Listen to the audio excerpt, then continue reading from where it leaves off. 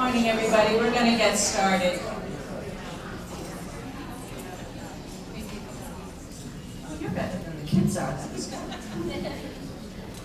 Welcome, everybody. I'm so glad to see everyone here today. I probably should introduce everyone first, but this is where my nerves get in place. My very best friends, I forget their names. So if I stumble, they can introduce themselves, but I'll give it a try and see. So in front of you is the counseling staff here, and of course, you know pretty much who we all are. So I'm Cindy Rivera, I'm the department chair.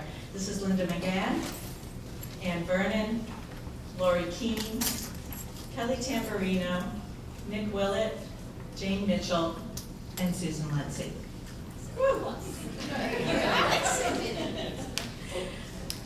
So today we're here to talk about plans for your children as they quickly move towards the last half of their high school careers. Whether this makes you sad or happy, jumping for joy here, or both, it's certainly a time for mixed emotions. Between not wanting to rush them out of the door, coupled with the need to move forward and make some concrete plans, this is a time of that kind of things, everything's in flux. Today you'll hear about the steps that we've taken this year and what will fall into place over the coming year.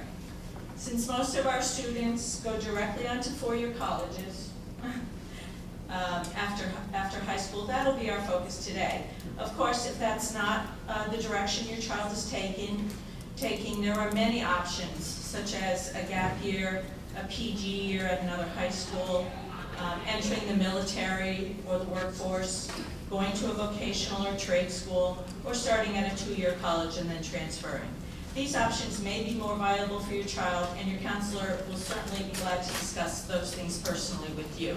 But for today, we'll talk about the four-year process. How many have been through this already with an older child? Okay, we'll try not to repeat ourselves too much here. And anybody been through with two children or more? Oh, okay, sorry. But you probably know better than anyone here that although there are timelines and guides for finding and applying to college, for every child the journey will be different. And each child has their own timetable, and developmentally they're ready at different times. As counselors, we've experienced it all. On the one end of the spectrum, we have the students who've been coming to us since the first day of freshman year to talk about college, and they'll be the ones who come in with detailed spreadsheets and applications to finish before school even starts in their senior year. On the other side, we have students who we need to chase down, meet with every week, walk them through every step just to get through the process. The majority of them will change their minds and change it often. The absolute favorite only school I could ever possibly go to may not even make the list in senior year. They might think that they only want to be in New York City, but then fall in love with the school where cows are their closest neighbors. So don't feel like you're out of step with your friends if they seem ahead of you. There's no one way to get through. Everyone's journey will be different. What you will see over the next 2 years is that this is a process that can take you on a great adventure with your child. It may feel like a roller coaster at times, but it'll be a great ride. And as you go through it, most will see your child start to switch gears, become more thoughtful about who they are, what fits best for them, where they want to go next.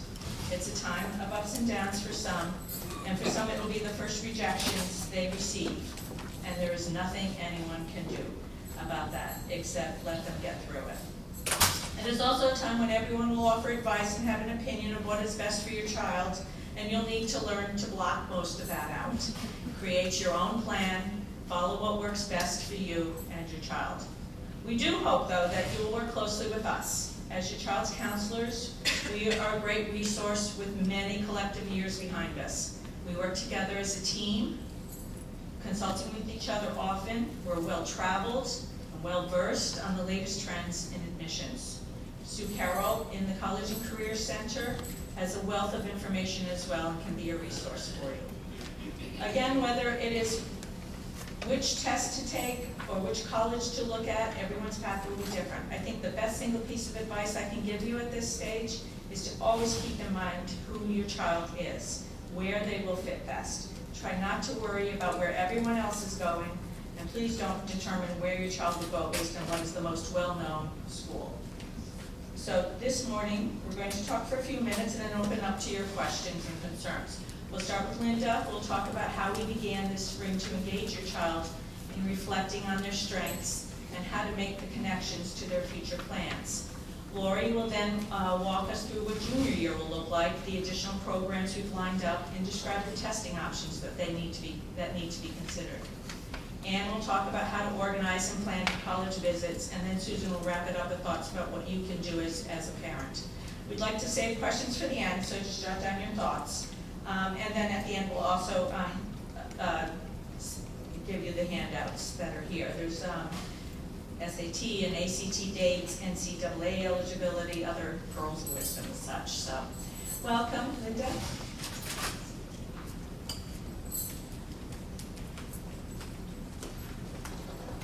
Good morning, everyone. For those of you who are just joining us, there are PowerPoint presentation papers on the side there. You can pick those up if you want to follow along with us.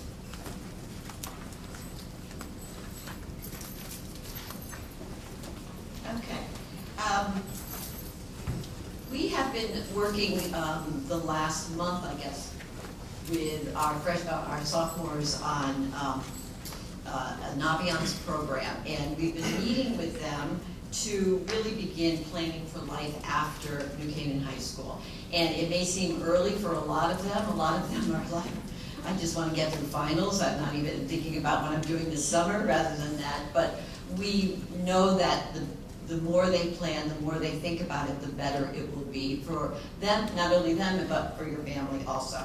Our goal was to try to get the students engaged in thinking and reflecting about what it means to leave this wonderful small community here. And they need to start to think about who they are and what that means in terms of their future goals. We met with them on two separate occasions. And for me personally, I love this because it's the first inkling of, wow, maybe I'm really good at something, and I would really like to take that and translate that into a career. And they just begin to learn how to relate that to their career goals.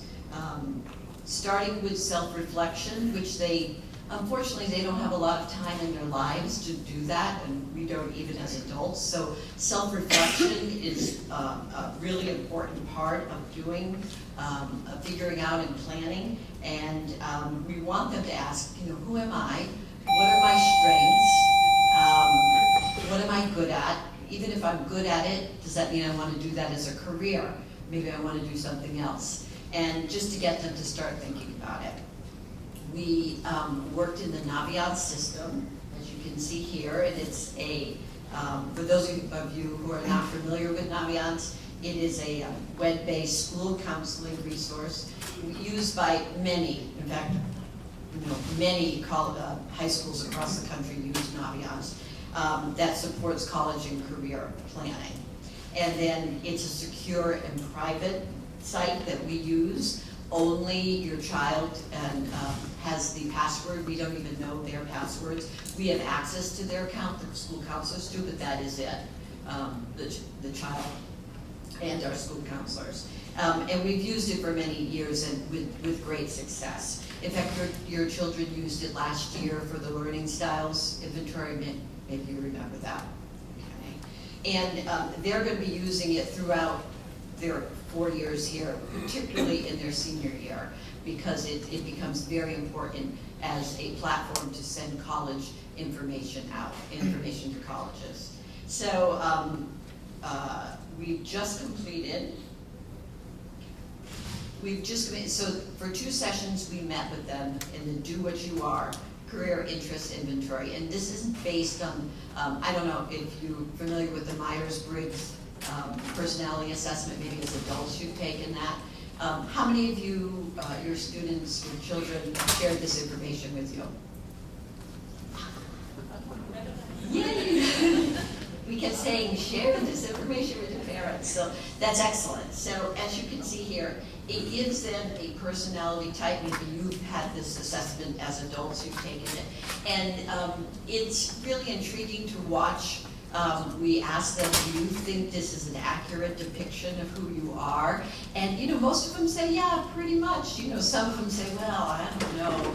I don't think I am, but maybe I really am after they've done this assessment. And it goes through,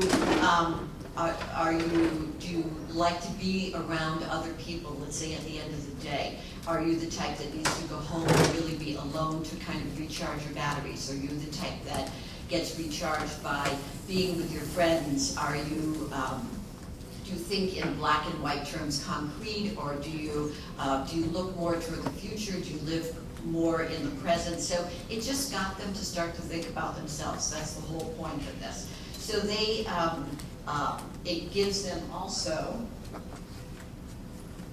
what we really like. We spend time going through this. Their college satisfiers and their career satisfiers. So, for instance, I would say to a student, if you like to work with people and you really enjoy meeting the public and get ideas from other people, do you really want to be in a room entering data on a computer? So they get to start to think about a particular environment that works good for them and what their strengths are. And so it will give things like, they want a college that has this particular person. I think this was Ken College. Do you like lots of social activity? They like lots of social activities and maybe a non-traditional setting. So it just helps them to define, before the list of colleges that comes out, it just defines things that will help them to be successful and a good fit, because we're all about the college fit for them, the good match. Okay. So here, what it also does is it will list the careers. So this individual is pretty interested, let's say, in business management and administration. So you can see on the left-hand side there on the career, it will give options for students who are interested in business management. They may not even know that an operation research analyst exists, or an economist, or you could take those skills and be a construction manager. And then on the right-hand side, you can see that it has a certain field that it links with a college major. So this is just a wealth of information, and it gives a very long list of related careers. So while this is pretty interested, further down, if you could scroll down the page, it will give somewhat interested, okay, careers. And what we had them then do is to take this information and research a career and research a college with a particular college major. And the careers, their frame of reference is your careers or your family careers or education. So for them it was really eye-opening. What are the tasks? What are the skills that they need to do a job? The favorite is what wages. We have them research wages here in Connecticut and wages in Florida, and they're like, ooh.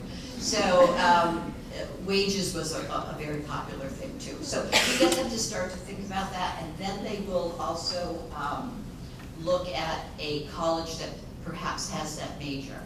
And they look into a listing of colleges, and look here, what is that? Excuse me. Okay, it's not on this right now. So they will look at a college, and in Naviance there is a wealth of information and data about colleges.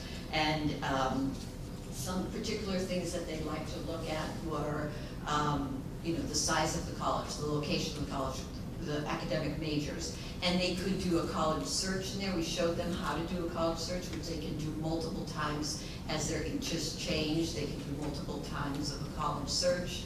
And it will also show them something called the graph or a scattergram. You may be familiar with that.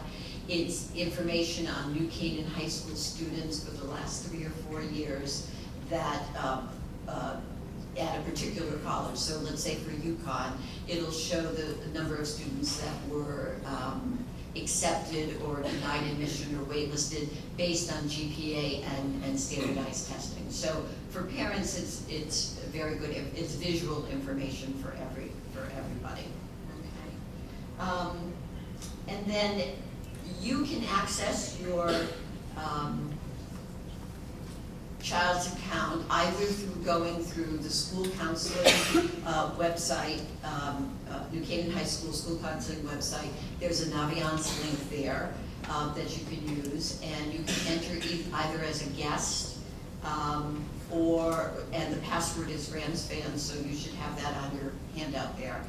Or you can ask your child for their password, which we highly recommend because we feel, particularly at this point in time, it's really a good exercise that you do together with your child. You sit down together, go through the do what you are, see what they're interested in. It's a very good conversation starter, and looking at the data, and then maybe doing a college search together. So it's just, we particularly like it because it gets the conversation going, particularly on the 10th grade level. You know, we're not ready to start doing, serious lists, that type of thing. You have to do your research before. Okay. And that's it. I'm going to introduce Lori now, who's going to be really talking specifics about what's going to happen next year for you and your child.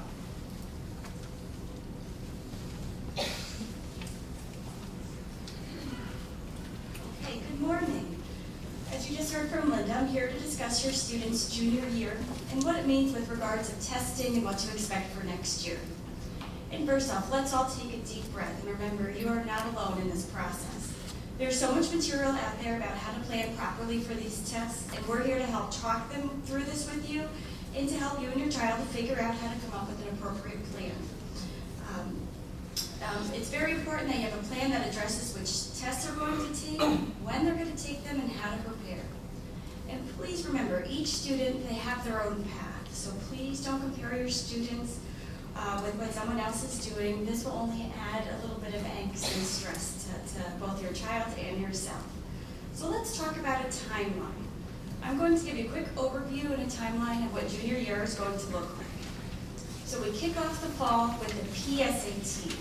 The PSAT date is Saturday, October 15th. You may not be able to read the PowerPoint there, the date's there. So October 15th. And the registration takes place in the College and Career Center on September 5th through 9th. We ask that your son or daughter has a check or cash for $25 and they come right on down to the College and Career Center. Once again, those dates of registration is September 5th through the 9th. We encourage all juniors to take the exam. It's important to remember that colleges will never see their PSAT scores. It's a preliminary test, a practice test. There's no preparation needed for this exam, as its main purpose is to give you all a baseline score to identify their areas of strengths and weaknesses and to pinpoint areas of development for your students prior to taking the SAT.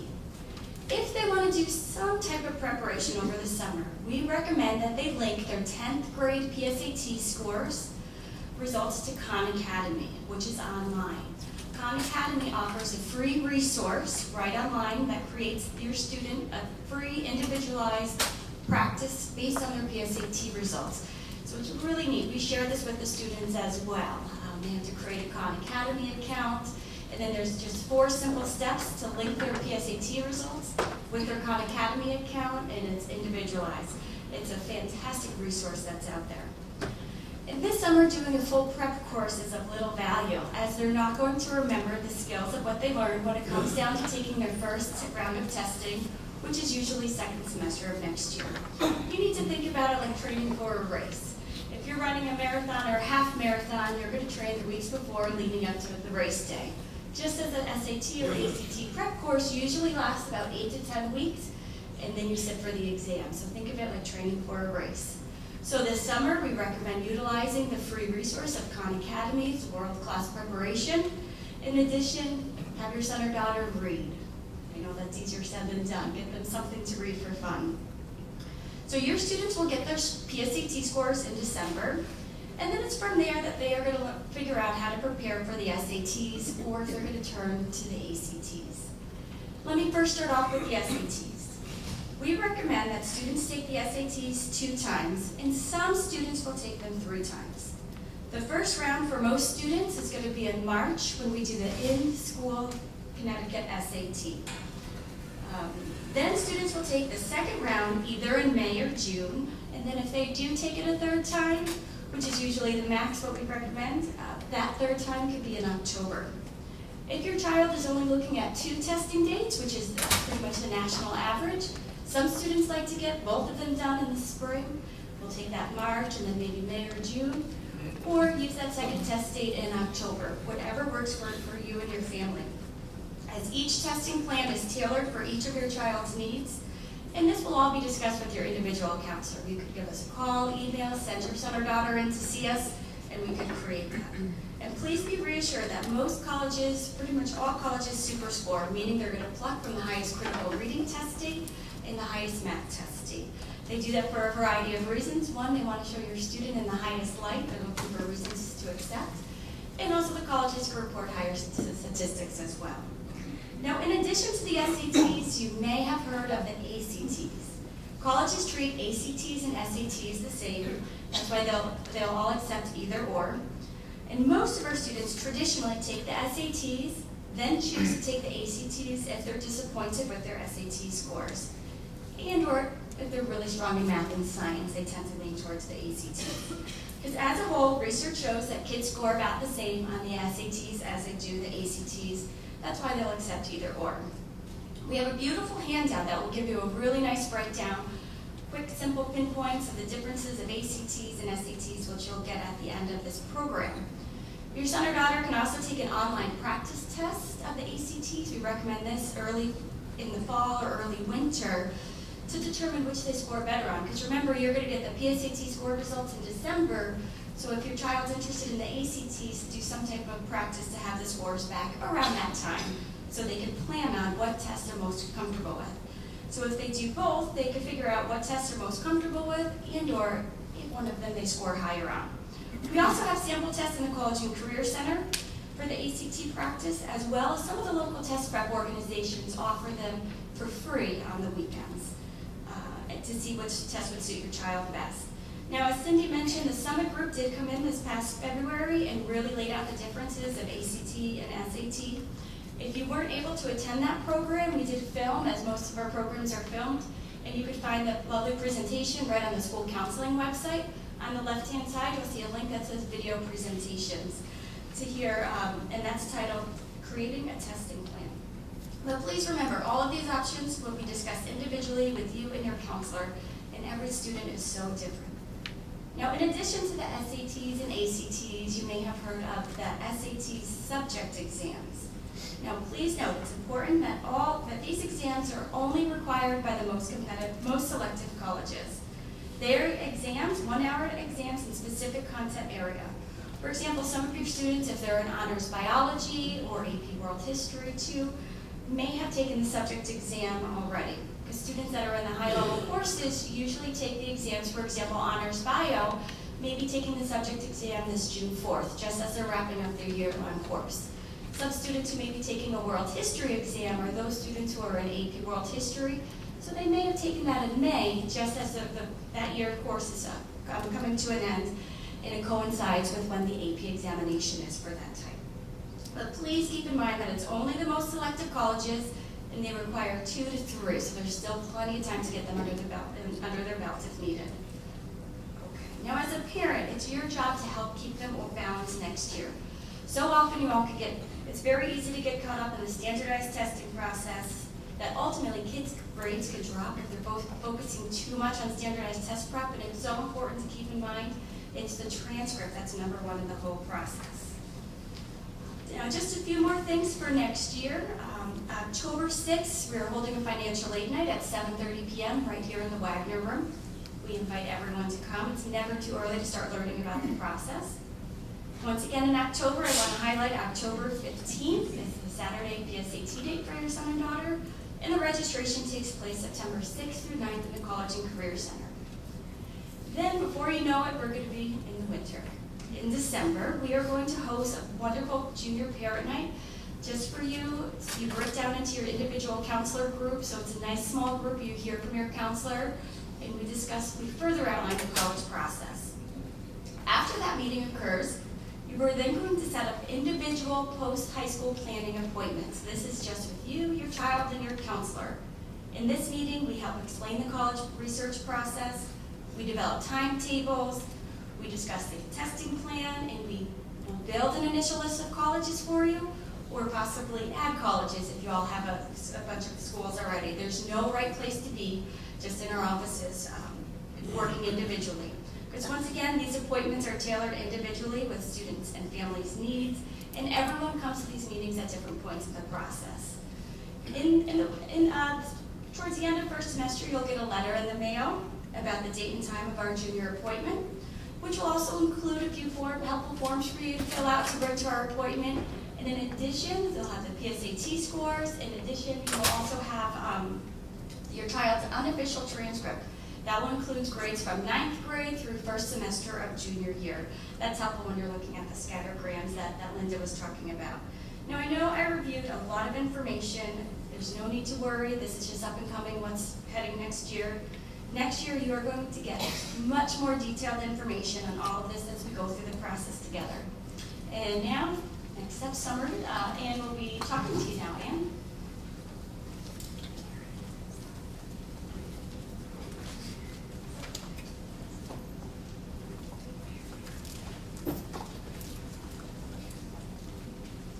Good morning.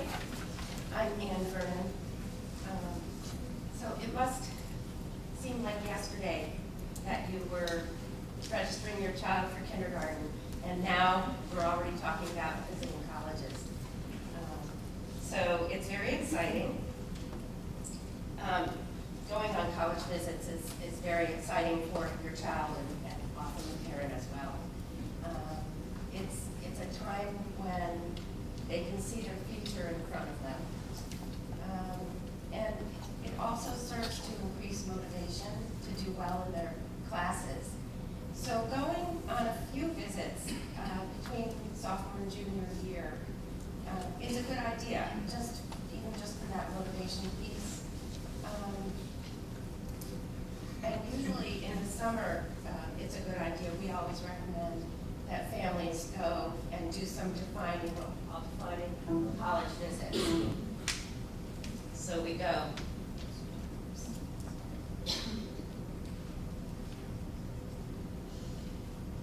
To understand the difference between large and small, urban and rural, public and private colleges.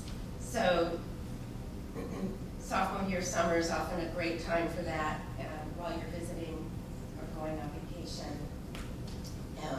And these provide an opportunity to explore these broad categories and questions such as even what's the difference between a liberal arts college and a regular university. So you might plan to visit these different types of colleges, and it isn't necessary to go out of your way. One thing I suggest to families is to even just stay around Connecticut. You can go to UConn, University of Connecticut, a large public university in a rural setting. It offers majors in the arts and sciences as well as programs that will prepare students for careers right out of college. For example, business, education, engineering, and many other professional programs. Fairfield University or Quinnipiac University, these are medium-sized private universities on suburban campuses. And these offer a wide variety of majors in the liberal arts, as well as career-oriented or pre-professional majors. Another example would be Trinity College and Wesleyan University. These are small, private, selective colleges, liberal arts colleges, and their goal isn't to train people for jobs directly, but to develop a well-rounded individual educated in the humanities, the arts, social sciences, and the natural and physical sciences. So by visiting those colleges, if your child enjoyed visiting, say, Wesleyan, there are a host of other colleges that we can suggest that they put on their list based on their, the fact that they like Wesleyan. So that's why it's a nice way to approach this. And then another idea is New York University, a large private urban university with a wide variety of program offerings right in the city.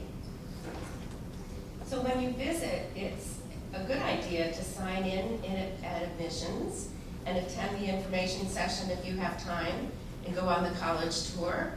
And as your son or daughter takes notes, they will soon begin to understand that a lot of the questions will be the same from college to college. And they'll actually learn what are the questions I should be asking. So that's a great way to start out, and I think it puts them ahead for when they're asking the questions for the colleges that are really going to be on their list junior year. And on the tour, you'll have questions like, a lot of questions for the students that give the tours, like majors, college life, Greek life. residence halls, clubs and activities and athletics, and of course the food, the cafeteria. So based on these observations and the feel of the campuses, the student hopefully will begin to understand what type of college would be a good fit for them. And we hope that they can use this knowledge to build a list of prospective colleges in the junior year. And obviously some students aren't ready to start thinking about college yet. And in this case, if you're on vacation with your family, it's just, if you're driving near a college, just go on a drive-through type of tour to see what the college campuses look like. So wherever you can start, it's a positive. So yeah, and I recommend that these colleges visits are low-key and fun and not serious at all, because there's plenty of time to think about this.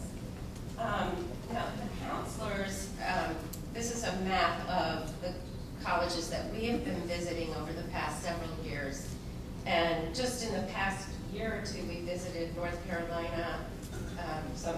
We all go on individual college visits. San Diego, Maryland, New Hampshire, Washington, D.C., Chicago, Florida, Wisconsin, Illinois, and Indiana. I think that was just this year. So just in a nutshell, if you have any questions, please ask your counselor. We've been to, I think collectively, we've been to hundreds and hundreds of campuses.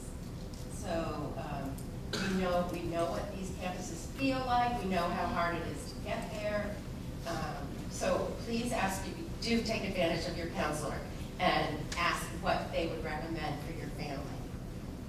Okay. So now Susan is going to talk about the parent's role.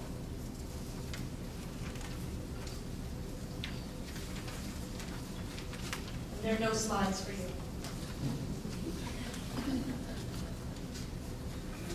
I think that there were a couple of people who raised their hands and said they've been through this twice or more. And I think, as Cindy alluded, I would make those people your best friends moving forward, because they can tell you that this process works. It works out, and everybody finds a place. We've all been here a long time, and every year, all of our students who want to get into college. But we spent a lot of time this morning talking about all the tools and resources we have available for them and for you to use with them, so that they can figure out the match and the fit. But the question is sort of, where do you fit?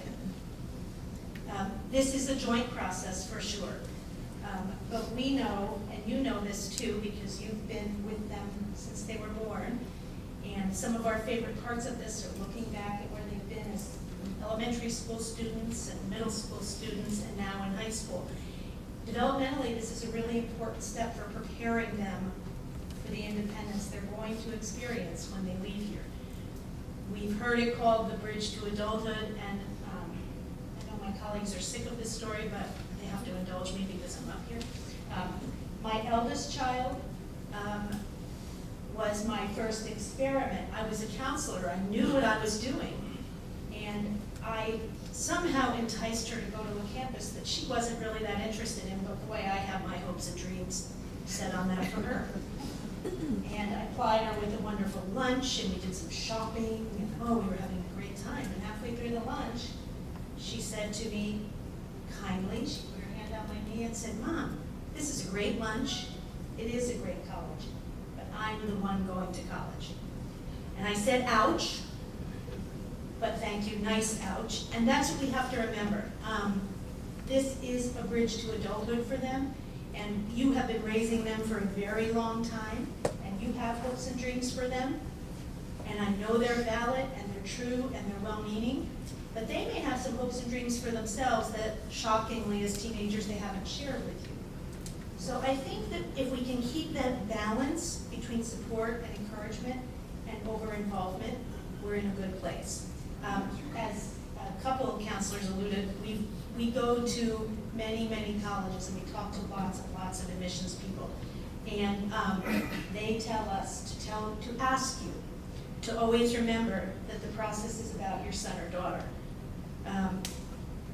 Try to avoid the words, "we are applying to college," or "our essay," or our supplemental questions. Because sadly, we pay, that means you, I've already done my part. We pay, we drive, we make reservations, but we do not get to go to college. And I think that that's important. They need support and encouragement. They don't need pressure and lots of unsolicited advice, however much we have to bite our tongues not to give it. It's important to put the U.S. News and World Report rankings away. You can read them late at night in your room if you want. But as Cindy said, look at them on the continuum of readiness and meet them there, because some students will be really ready. They've been ready since they got here.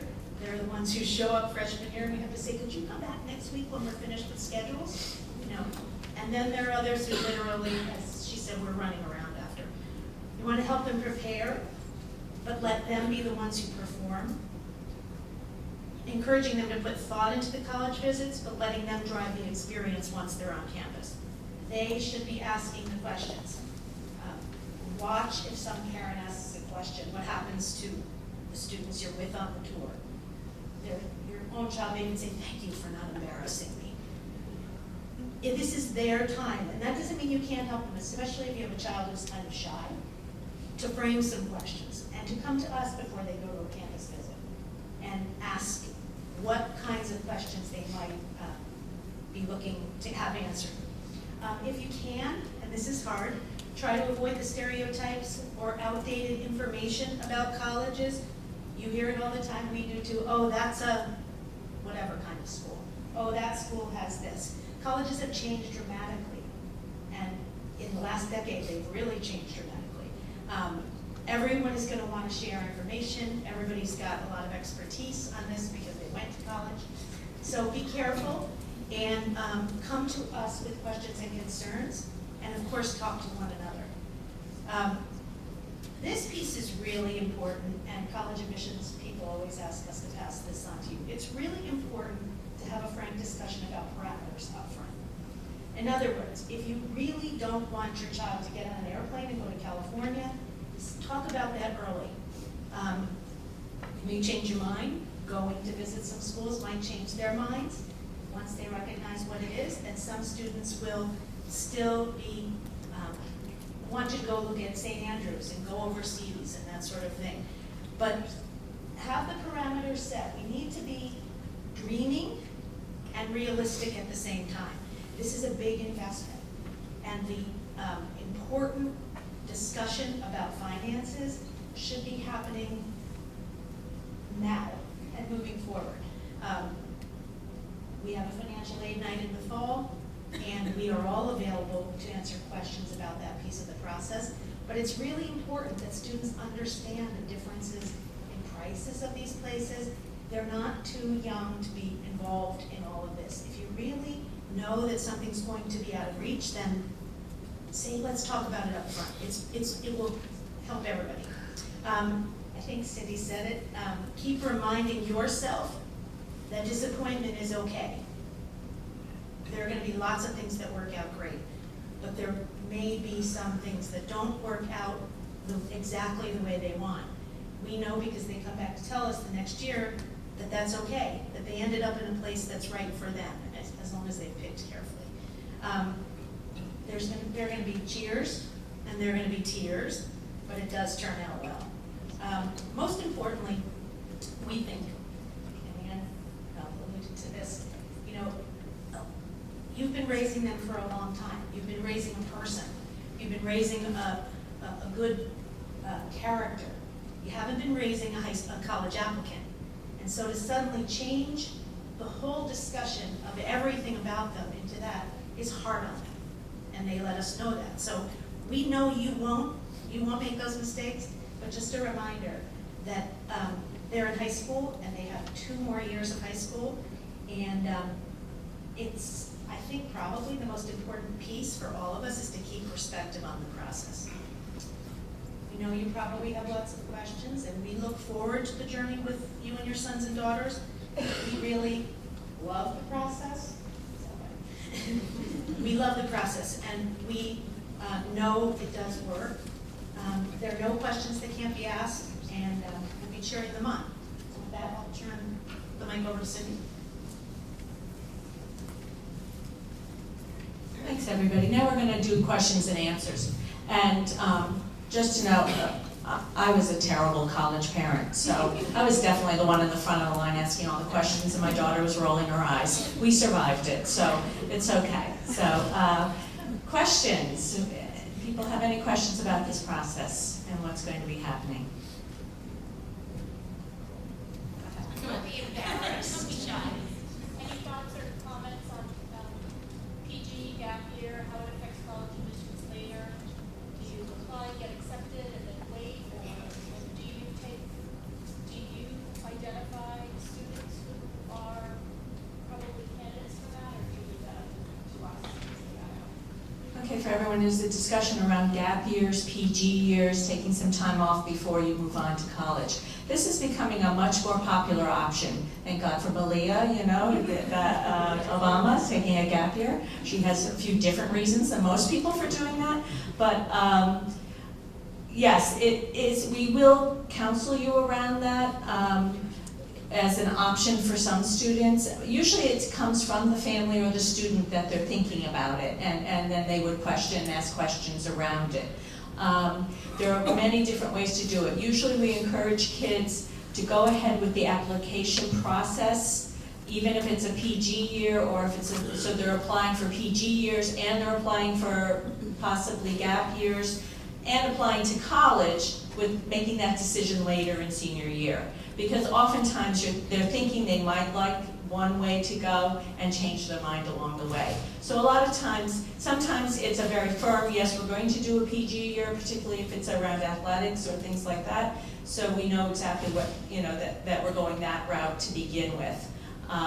But in a lot of cases, kids are applying to college, getting accepted, and then asking for a deferral for a semester or a year so they could pursue something else.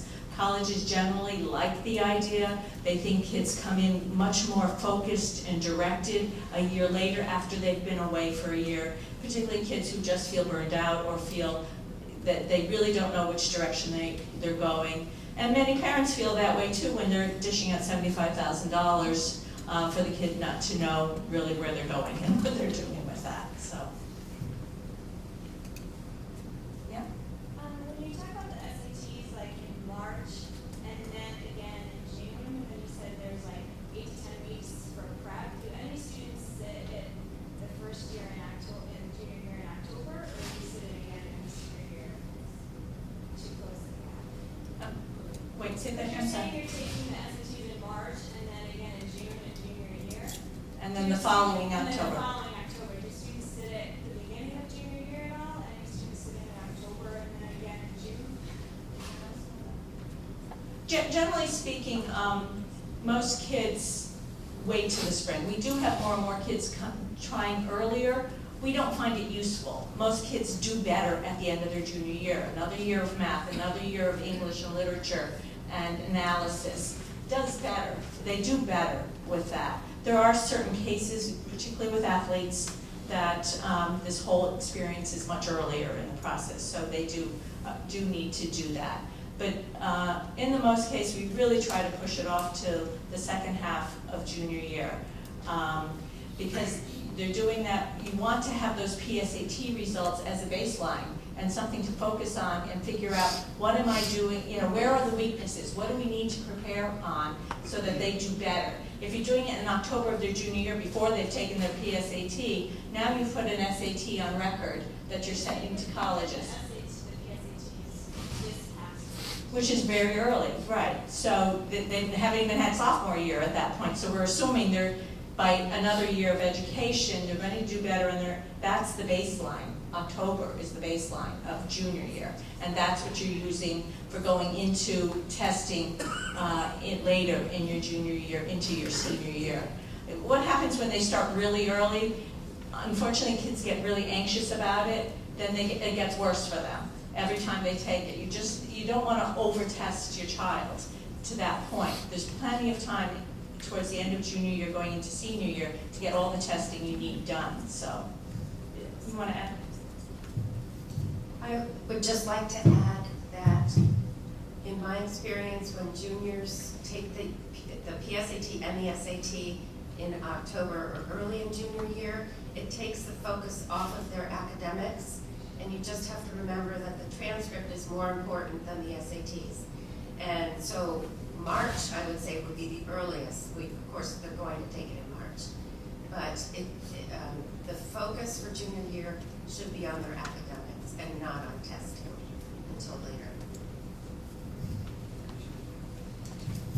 I think Cindy's point is a really good one. I think the PSATs are the non-stress test. You go in there as a student, you know these scores don't mean anything, your shoulders can drop, you can relax, you can actually see what it's like to take a standardized test. How long is it? Am I the kind of person who starts really strong because my mom cooked me a great breakfast and halfway through you're kind of flagging? Or are you the kind of person who starts slow and then does really well at the end?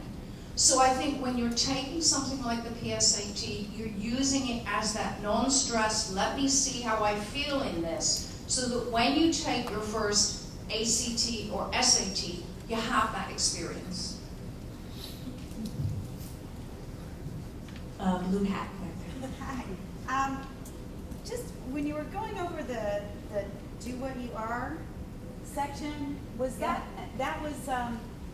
was like the personality testing? Yes. And do the kids have access? Because of course my child mentioned nothing about this. Like, can we see that? I think it'd be Yes. helpful for us. How do we access that? So it's an internet-based system, so it's there for them.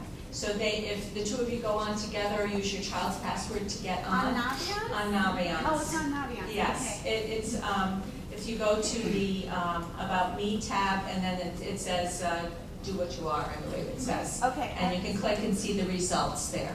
Fabulous. And then just the Khan Academy, they wouldn't use their PSAT scores from the test they took sophomore year.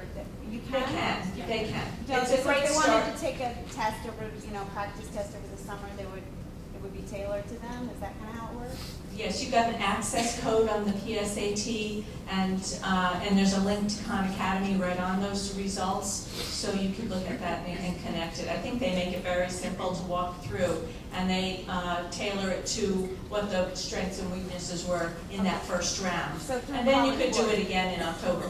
So through the College Board site? Because we just happened to watch a webinar yesterday afternoon on linking Khan Academy and scores.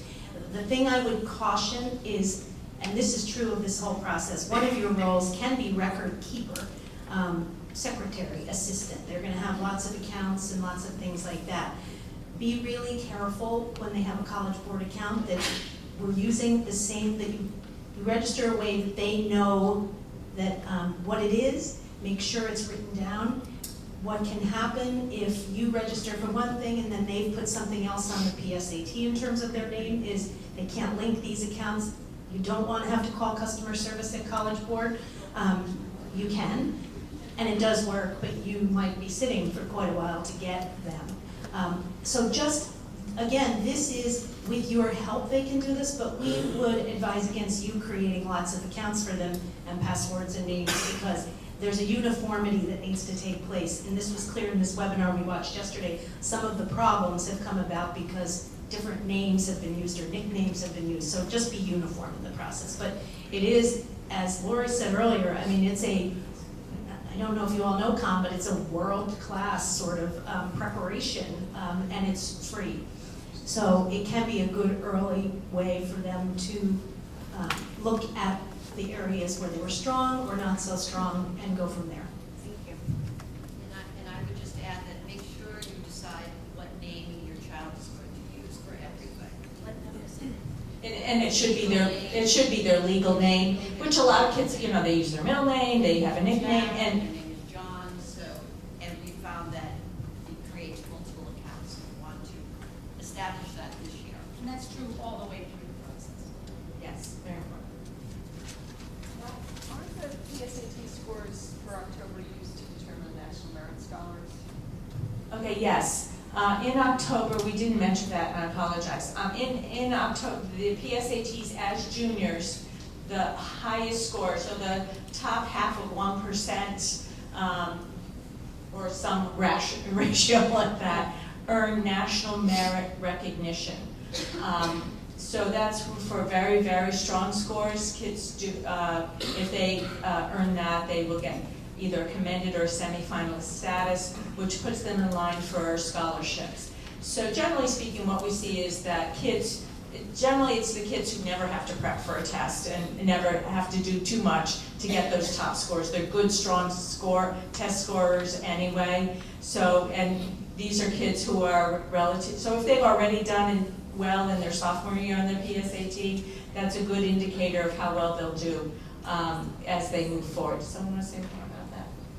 Okay, does that answer your question to some degree? So that's why some prep is good for getting ready for the PSAT, just so they sort of understand the test, but they took it last year, so I think they have an idea already as to what to expect on the test, but I wouldn't go crazy with it because the kids who do earn national merit status generally were great test takers or in very advanced classes already. They don't need a whole lot of prep at this point, so. For the, regarding the informal summer visits to colleges, you mentioned on there, you know, tours and sessions, are those happening pretty regularly or on weekends more or weekdays or just depends on the school? The question was around summer visits to colleges. All colleges are open for the summer. There are kids on campus.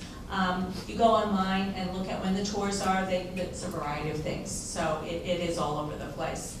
Generally on Saturdays there are tours, and throughout the week, and it's usually electronic sign up for doing that. So an awful lot of families have to do it in the summer. So colleges are well aware of that, and you'll see plenty of tours going on around the country.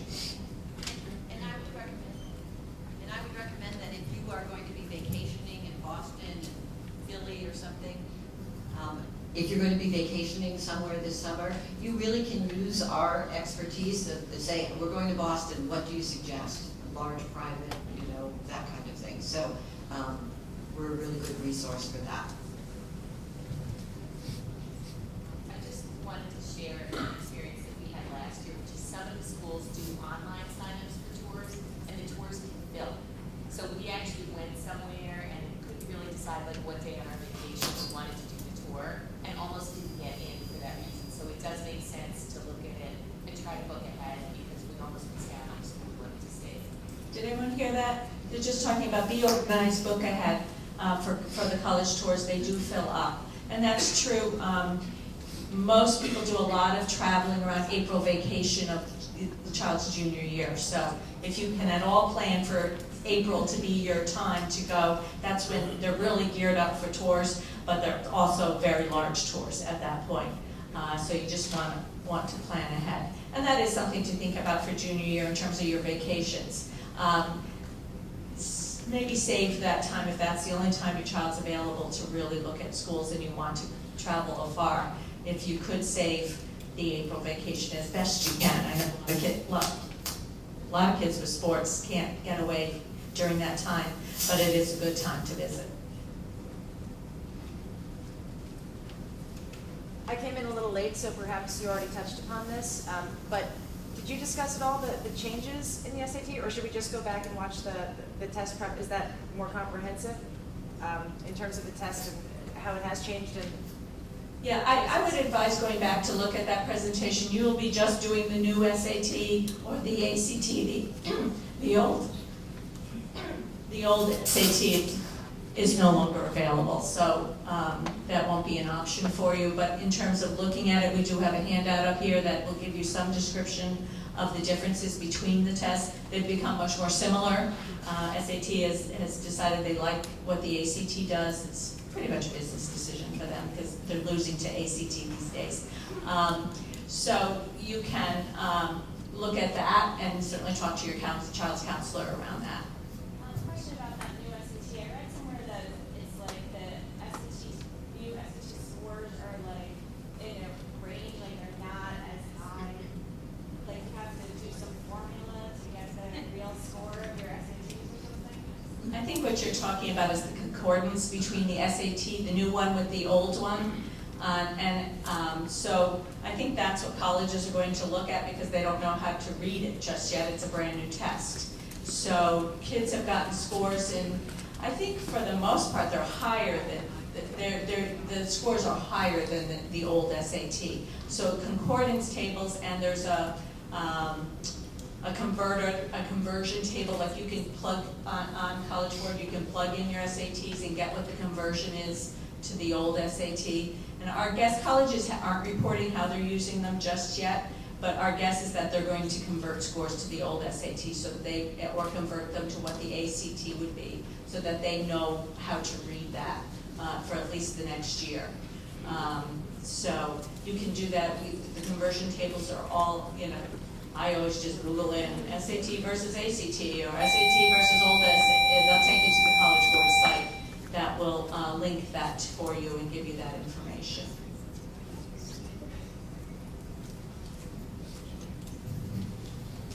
Though if you have a rising senior, you won't want to hear this, but I think you guys are in probably a better position because we've got a whole year to go with the colleges figuring out how they're going to do this whole concordance, how they're going to look at old versus new and new versus ACT.